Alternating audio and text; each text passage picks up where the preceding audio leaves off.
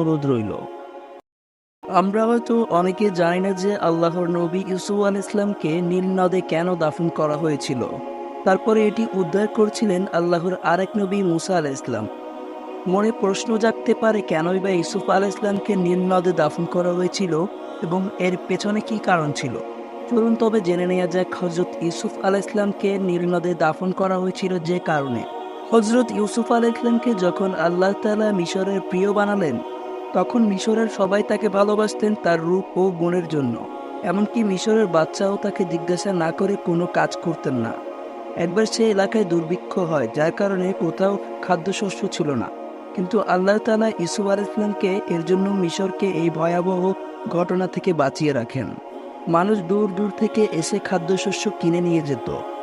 একদিন ইউসুফ আলাইহিস সালামের ভাই, যিনি ইউসুফ আলাইহিস সালামকে কুয়োতে ফেলে দিয়েছিল, তিনিও মিশর চলে আসে। ইউসুফ আলাইহিস সালাম যখন এ বিষয়ে জানতে পারেন যে তার ভাই এখানে এসেছে, তখন তিনি তার পরিবারকে মিশরে নিয়ে আসার চিন্তা করেন। তিনি তার ভাইদের বললেন, এই পাঞ্জাবি আমার বাবার চোখের উপর রাখবে, তাহলে তিনি দৃষ্টিশক্তি ফিরে পাবেন। তারপর বাবা ও মাকে মিশরে নিয়ে এসো। ইউসুফ আলাইহিস সালামের পিতা হযরত ইয়াকুব আলাইহিস সালাম যখন এই কথা জানতে পারেন, তখন তিনি পুত্রের ভালোবাসায় মিশরে চলে আসেন। অন্যদিকে ইউসুফ আলাইহিস সালাম মিশরের সবচেয়ে প্রিয় মানুষ ছিল, তাই রাজা প্রজা সবাই তাদের স্বাগতম জানানোর জন্য সৈন্য সামন্ত নিয়ে দাঁড়িয়েছিল। কারণ ইউসুফ আলাইহিস সালামের বাবা মা বলে কথা। ইউসুফ আলাইহিস সালামের বাবা তার ছেলেকে দূর থেকে জিজ্ঞাসা করলেন, এই সৈন্যবাহিনী কার? তার ছেলেরা উত্তর দিলেন, এই সৈন্যদল আপনার ছেলে। তখন নবী ইয়াকুব আলাইহিস সালাম আল্লাহর শুকরিয়া আদায় করতে থাকলেন। এরপর হযরত জিবরাইল আলাইহিস সালাম নাজিল হয়ে বললেন যে, হে আল্লাহর নবী ইয়াকুব, দেখো আল্লাহ তোমার ছেলেকে কতটা সম্মান দিয়েছেন। আর আজ পিতা পুত্রের মিলন দেখে আকাশের ফেরেশতা জমিনে চলে এসেছে। তখন ইয়াকুব আলাইহিস সালাম ও ইউসুফ আলাইহিস সালাম মিলে সবার সামনে কান্না করতে লাগলেন, কারণ 40 বছর পর তাদের সাক্ষাৎ হয়।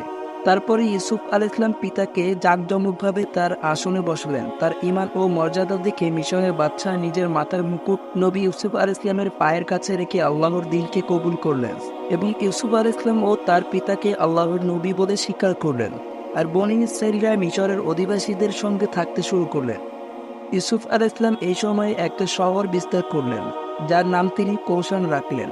সময় চলে যাচ্ছে। এই ঘটনার প্রায় 24 বছর পর ইউসুফ আলাইহিস সালামের পিতা ইয়াকুব আলাইহিস সালাম যখন মৃত্যুশয্যায়, তখন তার শেষ ইচ্ছা ছিল যেন তাকে তার বাবার পাশে কবর দেওয়া হয়। তিনি মারা যাওয়ার পর ইউসুফ আলাইহিস সালাম তার বাবার ইচ্ছামতো হযরত ইব্রাহিম আলাইহিস সালাম এবং হযরত ইসহাক আলাইহিস সালামের পাশে দাফন করেন এবং ফিরে এসে মিশরের শাসন বার চালানো শুরু করেন। মিশরের প্রতিটি মানুষ, বাচ্চা থেকে শুরু করে বৃদ্ধ পর্যন্ত, সবাই ইউসুফ আলাইহিস সালামকে আল্লাহ তাআলার রহমত মনে করতেন। যখন ইউসুফ আলাইহিস সালাম মারা যান, তখন সবাই চাইছিলেন তার কবর মুবারক যেন তাদের মহল্লায় বানানো হয়, যাতে তাদের উপর আল্লাহর তরফ থেকে রহমত এবং বরকত বর্ষিত হয়। শেষ পর্যন্ত সিদ্ধান্ত হলো যে ইউসুফ আলাইহিস সালামের দেহকে কফিনে ভরে নীল নদে দাফন করা হবে, যাতে নীল নদের পানি তার দেহ মুবারক ছুঁয়ে সেই পানি সমস্ত ঘরে ঘরে পৌঁছায়, যারা সবার উপরে তার জন্য আল্লাহ তাআলার পক্ষ থেকে রহমত বর্ষিত হয়। তারপর ইউসুফ আলাইহিস সালামের দেহ মুবারক সেই অনুযায়ী নীল নদে দাফন করা হলো। হযরত ইউসুফ আলাইহিস সালামের মৃত্যুর আগে বলেছিলেন যে, আমি হযরত জিবরাইল আলাইহিস সালামের কাছ থেকে শুনেছি যে এমন এক সময় আসবে যখন আমার পরিবার এখান থেকে হিজরত করে অন্য জায়গায় চলে যাবে। তখন তোমরা আমার শেষ ইচ্ছা অনুযায়ী আমার কবরকে সঙ্গে নিয়ে যাবে এবং আমার বাবা, দাদা এবং বড় দাদার পাশে দাফন করে দিও। এভাবে দিন কাটতে লাগলো এবং সময় বদলাতে লাগলো। এরপর মিশরের নতুন বাদশা বনী ইসরাইলের উপর অমানবিক নির্যাতন শুরু করলো। তখন আল্লাহ রাব্বুল আলামিন সেই অত্যাচার শেষ করার জন্য কয়েক শত বছর পর তার নবী মুসা আলাইহিস সালামকে প্রেরণ করলেন। মুসা আলাইহিস সালাম যখন ফেরাউনের শাসন ব্যবস্থা ধ্বংস করে দেয় এবং মিশর থেকে তার সম্প্রদায়কে নিয়ে চলে যাচ্ছিলেন, তখন জিবরাইল আলাইহিস সালাম নাজিল হলেন এবং বললেন, আল্লাহ তাআলার আদেশ, ইউসুফ আলাইহিস সালামের ইচ্ছা পূরণ করো। ইউসুফ আলাইহিস সালাম মারা যাওয়ার আগে বলে গিয়েছিলেন যে, আমার সম্প্রদায় যখন এখান থেকে হিজরত করবে, তখন যেন আমার দেহ সঙ্গে করে নিয়ে আমার বাপদাদের কবরের পাশে দাফন করা হয়।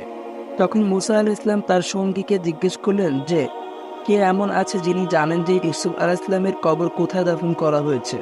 তখন এক বৃদ্ধা নারী বললেন, আমি জানি ইউসুফ আলাইহিস সালামের কবর কোথায় রয়েছে।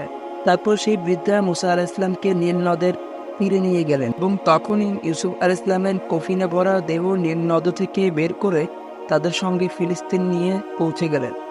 প্রায় 400 বছর পর হযরত ইউসুফ আলাইহিস সালামের ইচ্ছা পূরণ হয়। তাকে তার বাপ দাদা ও বড় দাদার পাশেই দাফন করা